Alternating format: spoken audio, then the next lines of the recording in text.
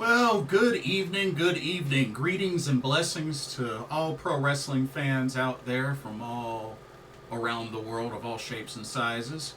Welcome to another Pro Wrestling Talk video brought to you by Blitzball Champ Gaming here on the U to the Tube. I'm your host, Blitzball Champ Jason Ingram.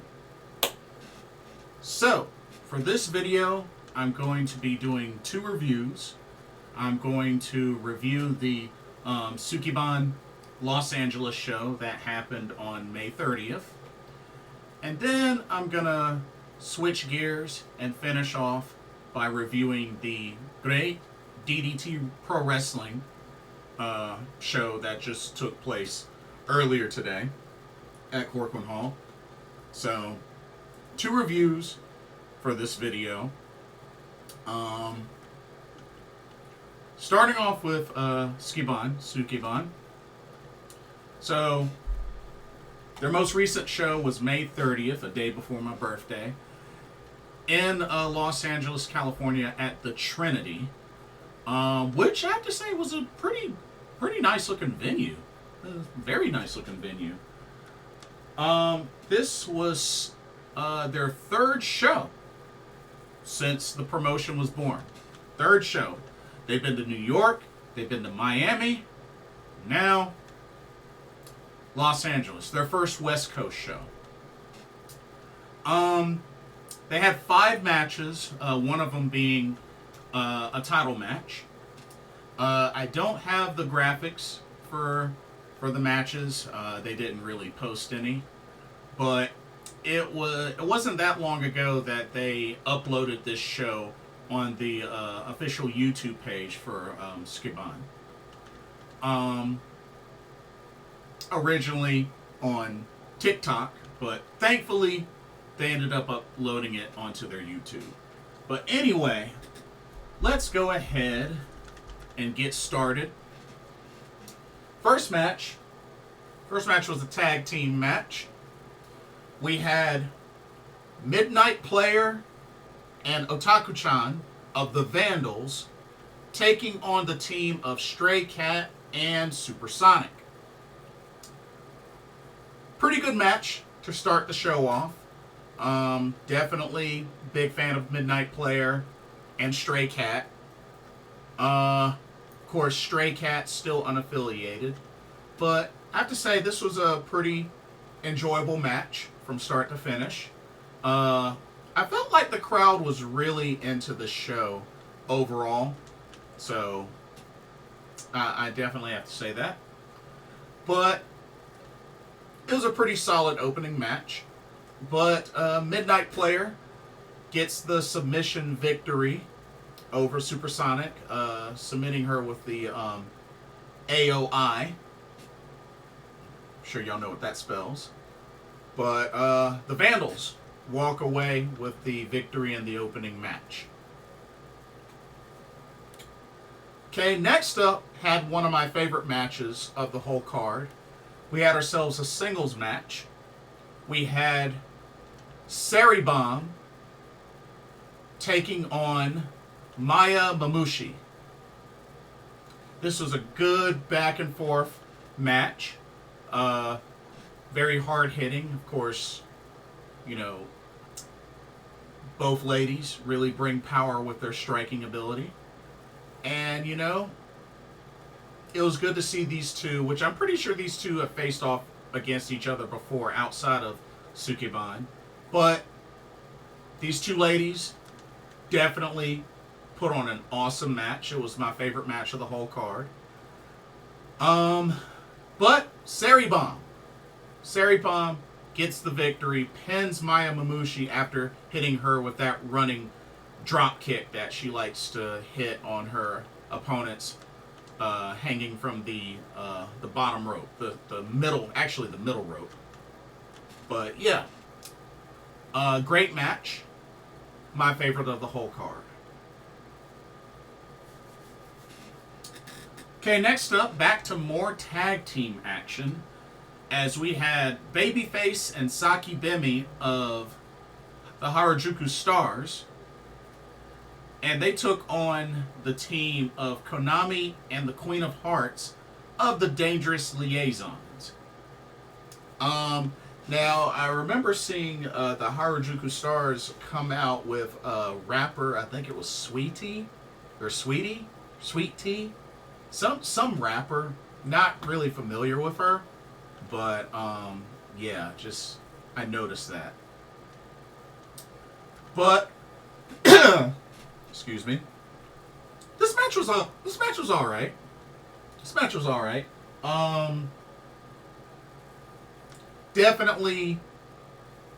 It definitely seemed like for a good bit of the match, Dangerous Liaisons were in control.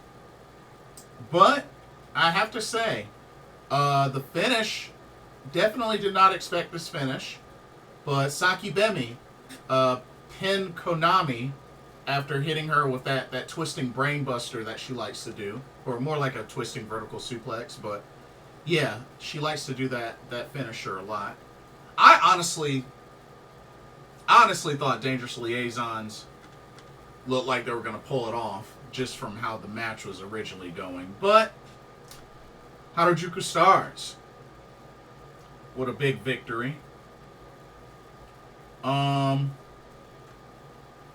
Next up, we had a gang warfare match, which is pretty much no disqualification, anything goes. And it was a singles match between Lady Antoinette and Atomic Banshee. So, this match, I felt like, it probably could have been more brutal. Being that there were, weapons involved, you had chairs, trash can lids, and stuff like that. I felt like it could have been a little more brutal, but it is what it is. It was still a pretty decent match. And, even Lady Antoinette got hit by the ectoplasm, the powder, although it didn't really help in the end because Lady Antoinette was able to reverse the pin attempt into a pin of her own and actually pin Atomic Banshee for the 1-2-3. Yeah, that's right. Even with a face full of ectoplasm. It was crazy. But Lady Antoinette picked up the victory in this gang warfare match. But it was alright. It was an alright match.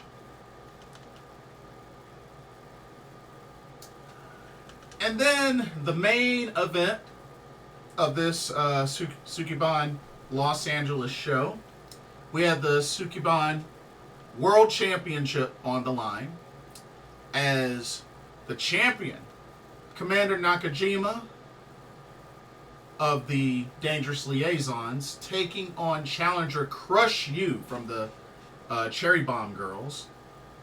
Of course, Crush You coming into this match undefeated.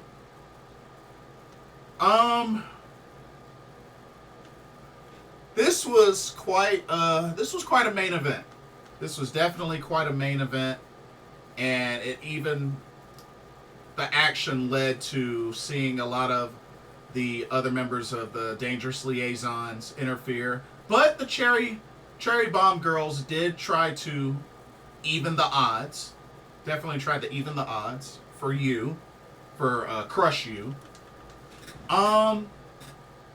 It definitely became quite a chaotic match, especially near the end. But, you got two really strong competitors in Commander Nakajima and Crush You, in the main event. So, it was definitely going to come down to the wire. And while it looked like Crush You was getting ready to put away Commander Nakajima, perhaps with that last ride powerbomb, Commander Nakajima was able to turn it into a Hurricane Rana pin and was able to pin Crush You for the 1-2-3 and successfully defend the Sukeban World Championship. So that was quite an interesting ending, but this was her first successful defense. So, congratulations to her. And it does make me kind of wonder who she's going to end up dropping the title to, because, of course, She will be retiring, I believe, in July, if I remember correctly. So it makes me wonder if they're going to do another show before her retirement to just get the belt off of her. But we'll see. But like I said, Sukeban has had shows in New York, Miami, and just recently Los Angeles. So I don't know if the next show is going to be a West Coast show or not. But if you ask me, I really feel like they're really spacing out the shows quite a bit. And I don't know. This is only their third show. And I don't know. I understand that they're still quite a new promotion, but you know, I really hope that they can get to a point where they can get a schedule locked in. You know what I mean? So we'll see what happens, but I hope that they can eventually get a schedule locked in and then have some more shows, like hopefully maybe a show this month, next month. You know, if they can do monthly or every other month, I think that'd be good. But we'll see what happens. We'll see what happens. I mean, pretty much all the talent's from Japan. So, I mean, and the shows have been here in the States. So, I understand they got to work all that out. But still, you know, hopefully they can get to a successful routine. But we'll see. We'll see. Okay, before we go on to the review for GLEAT and DDT Pro-Wrestling, here's a quick word on the sponsor for this video, Game Beauty. Check them out. As you continue to enjoy content here at Blitzball Champ Gaming, be sure you take a moment to check out Game Beauty. Beauty inspired by gaming. Game Beauty brings to you video game related makeup and cosmetic products. You have products such as eyeshadow palettes, elemental pearl highlighters, eyeshadow brushes, liquid eyeliner pens by Akideris, and even non-makeup products like graphic tees. They even have special collaboration makeup kits, such as this Persona 5 Heat Wave Brush Single, Metaverse Bundle, and even a Phantom Thieves limited edition makeup collection.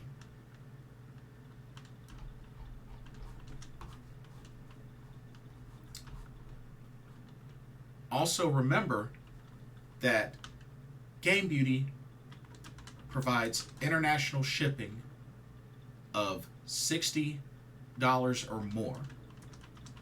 And if you use the promo code BlitzballChamp, all in caps, you can get 10% off of your order. So be sure to use that to your advantage.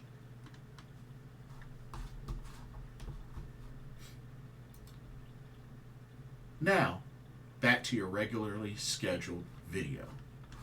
Enjoy, and thank you. Okay.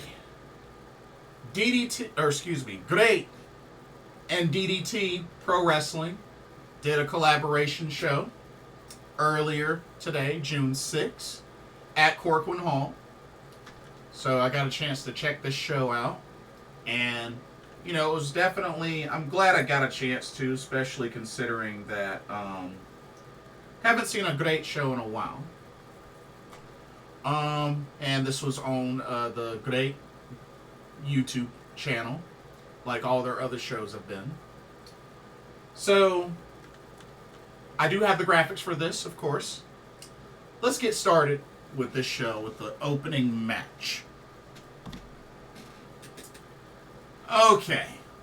Starting off, we had a three-way trios match. We had the team of Takanori Ito, Issei Onitsuka, and Shunma Katsumata versus the trio of Iizuka, Train MICHI and Keigo Nakamura versus the third team of Tonsho, Hayabusa, Danshoku, Dino, and Shinto Oishi.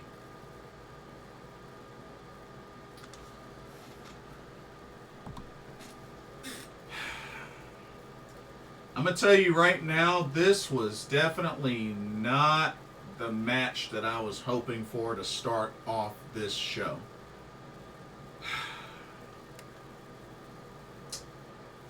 I really still don't get the gimmick behind Train Michiman. Honestly, I would have rather just seen Michiko just wrestle as herself in this match. I still don't get the gimmick. And shout out to Ricardo. I know he explained it to me, but honestly, I still don't get it. And it just seems like kind of a weak gimmick, if you ask me. Not only that,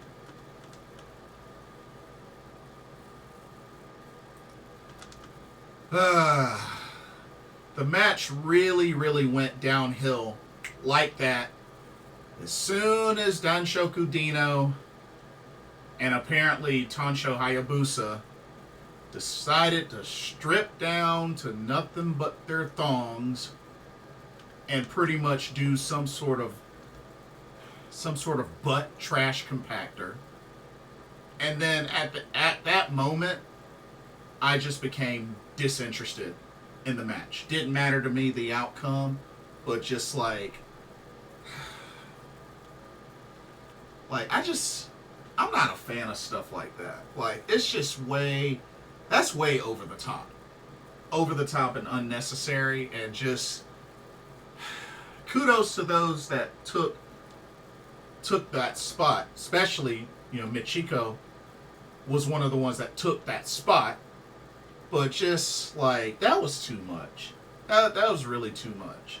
I mean, especially when you have Danshoku Dino for, like, at least a good 7-8 minutes of the match, perched up, butt sticking out on the turnbuckle. Like, honestly, stuff like that is ridiculous. That's ridiculous. Like, ridiculous and unnecessary. I don't care if that's his gimmick. I really don't care.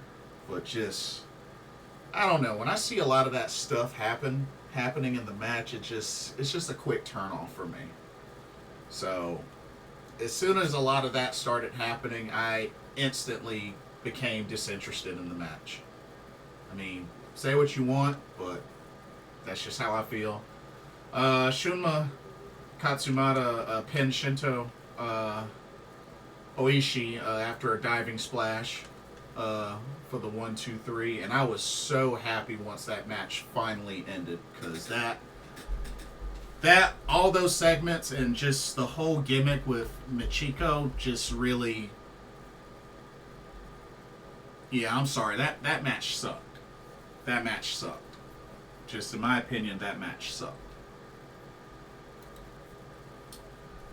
Alright, let's move on to the next match.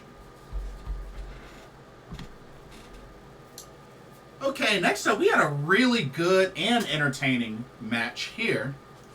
We had a singles match. We had Minoru Tanaka taking on Kazuki Hirata. Okay, this was a lot better. This was much better. Much better match between these two. Good amount of action. And it was really cool to see Kazuki Hirata was just determined to get Minoru Tanaka to dance to his theme, putting the shades on him. Which it took a couple of tries. But he eventually was able to get the shades on him, and they both did a dance together, which was pretty cool. See, stuff like that I can get with. I can get with stuff like that. At least that's cool, that's entertaining. That didn't last for too long, even though they spent a little time doing their dance. So it was pretty entertaining. Back and forth for a bit, but Minoru Tanaka would not be denied, as he eventually ended up putting away Kazuki Hirata, pinning him for the 1-2-3 after hitting him with a diving double foot stomp from off the top turnbuckle. But very enjoyable match. A million times better than the opening match, that's for sure. Alright. Let's move on to our next match.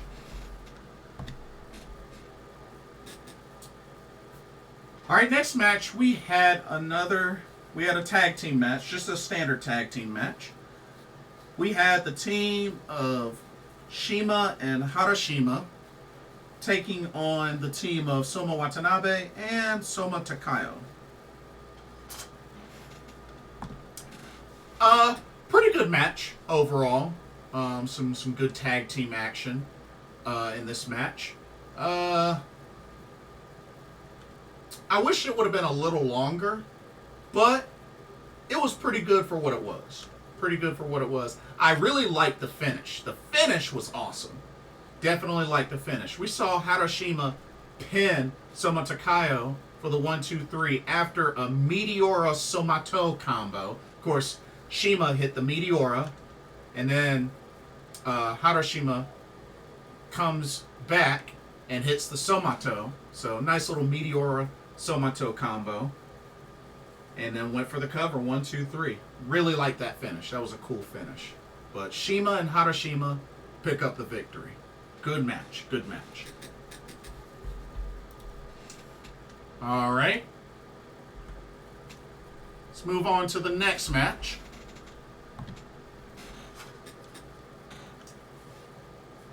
Okay, this match was a lot of fun as well. Another singles match. This time between Tetsuya Iizuchi and Tetsuya Endo. The Battle of the Tetsuyas. Yeah. I definitely like what I saw from Tetsuya Iizuchi. Thought it was pretty cool. I definitely like the back and forth between these two. Both very athletic, very agile. And, I was just enjoying the match from start to finish. And it was very, very promising from my first time seeing Tetsuya Iizuchi. So I definitely hope to see more of him in the future. I think that's somebody I can definitely get behind. But Tetsuya Endo ended up winning this match, hitting a really quick, just out of nowhere, standing Spanish fly on Iizuchi and then pinned him for the 1-2-3. I mean, it just happened like that. So, very quick Spanish fly, just standing Spanish fly on the rebound from Tetsuya Endo to seal the deal. But, really good match. Really good match. Okay. Next up was a pretty solid tag team match that I enjoyed.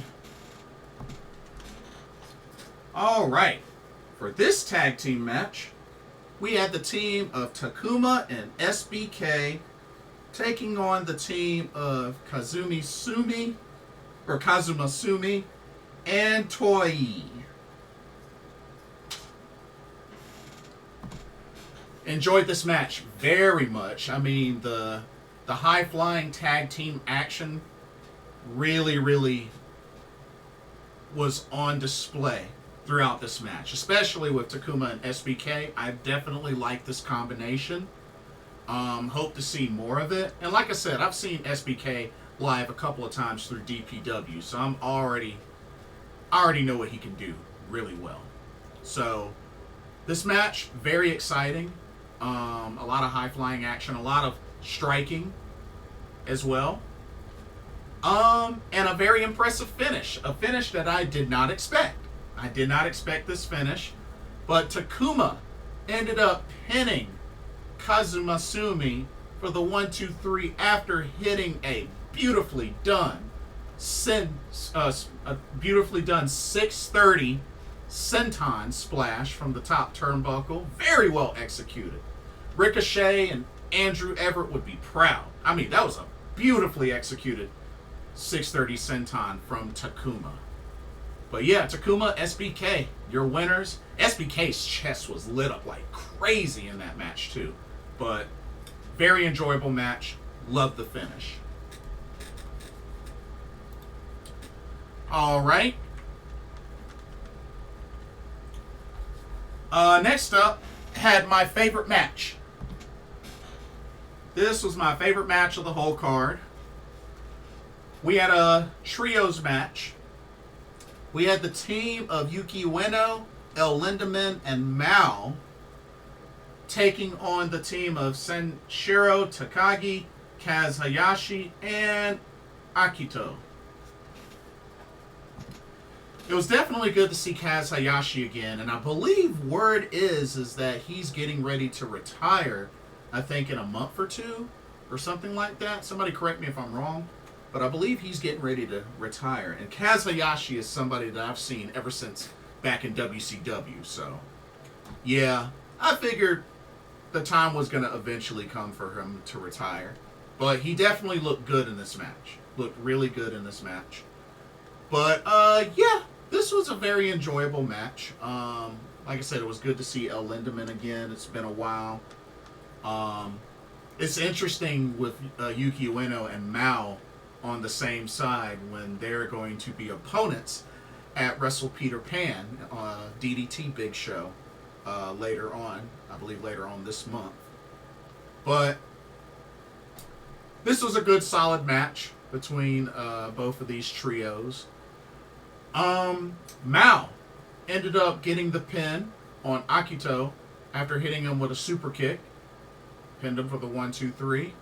Mao, Yuki Ueno, El Lindaman pick up the victory.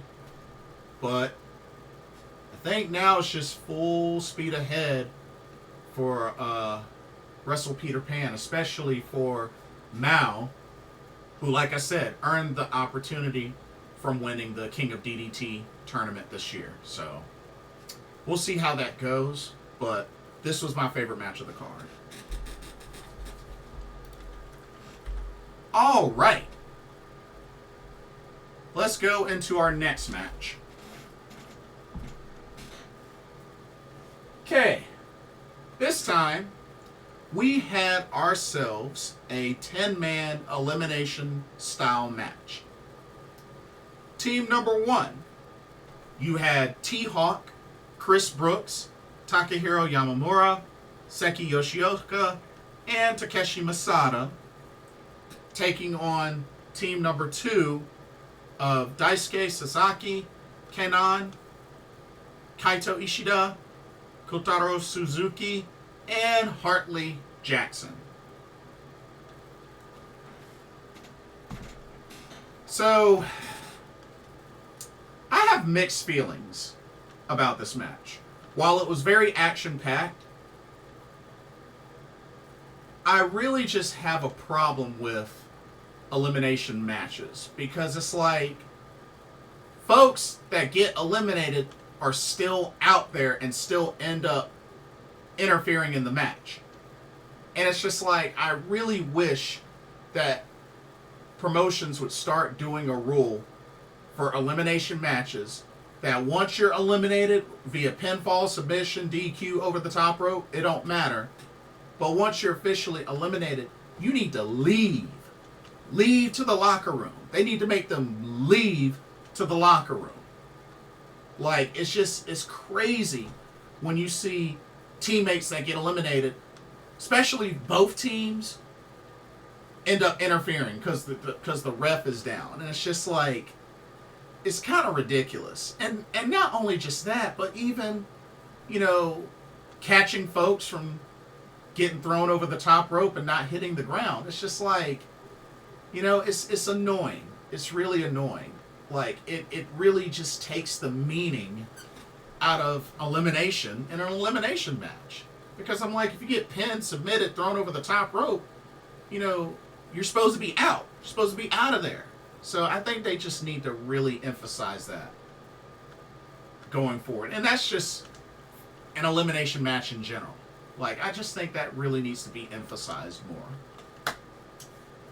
Anyway, this was the order of eliminations.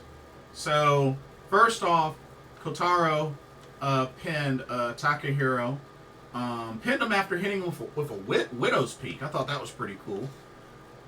Then Daisuke Sasaki eliminated Seki Yoshioka, tossing him over the top rope.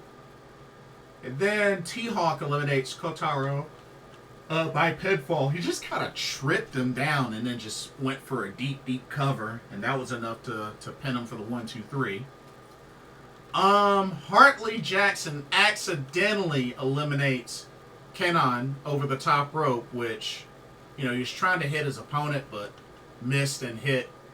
Kenan knocked him off the ring apron after he already went over the top rope, but just didn't land on the floor yet. So, bumps into Kenan. They argue back and forth. Hartley gives him the double bird salute. And then Chris Brooks just sneaks in there and just gets rid of Hartley Jackson over the top rope. So, he's out of there. Then Daisuke eliminated Chris Brooks by pinfall. Pretty much used like a Gato clutch. I believe that was what that was, a Gato clutch. Then Daisuke eliminated T-Hawk with the Rings of Saturn submission. So wow, he got a couple of eliminations in this match. Dude look like he was cooking. And then Takeshi Masada ended up eliminating Daisuke Sasaki. So it came down to Takeshi Masada and Kaito Ishida. And it went back and forth for a good bit. I felt like it could have gone either way. But as close as it was, Kaito Ishida ended up picking up the victory, pinning Takeshi Masada with a half tiger suplex, which I thought that was really cool, how he executed it. But team number 2 is your winner. But yeah, like I said, it was an alright match, just how they were doing things in an elimination match, especially with everybody coming back inside the ring to try to do damage to the other when Kaito Ishida and Takeshi Masada were still officially in, was just really annoying. It was really annoying. Anyway. And then the main event came down to one last trios match, where we had the team of Hayato Tamura, Ryuichi Kawakami, and Kazuma Sakamoto, and they took on the trio of Kazusada Higuchi, Yuki Ino, and Yukio Naya. This was a very hard-hitting back-and-forth match. I mean, we really got to see the power of all 6 of these guys showcased in this match, just non-stop. Definitely a hard-hitting main event. I can appreciate that. Not my favorite match of the card, but still a very, very solid match. Felt like it really could have gone either way, but hey, this came down to Team GLEAT versus Team DDT. And Team DDT ended up prevailing as Yuki Ino put down Hayato Tamura with what actually took 2 spears to take him down, but after the second one he made the pin for the 1-2-3. Team DDT with the victory overall. But this was a good show. This was a good show. Like I said, was not a fan of the opening match, and the elimination match was meh. just mainly based on how they did things with the rules and whatnot. But aside from that, this was a pretty good show. This was a pretty good show. I will say that. This was a pretty good show. But, yeah. I'm not sure when I will see the next GLEAT show, but might have to keep it on my radar. But yeah, pretty good show. Pretty good show. Anyway, that'll do it for this video. Don't forget to check out Game Beauty when you have the chance. And don't forget to like, comment, subscribe, hit that notification bell while you're at it. Thank you so much for watching. Hope y'all enjoyed this video. And also, let me know what y'all's thoughts are on both shows. The Sukeban Los Angeles show and the GLEAT DDT collaboration show. Let me know your thoughts on both. Thank y'all so much for watching. For another Pro Wrestling Talk, brought to you by Blitzball Champ Gaming here on the YouTube, the Tube. My name is Blitzball Champ Jason Ingram. Hope everybody has a blessed weekend, and I will see y'all in the next video and or live stream. Take care. Peace out.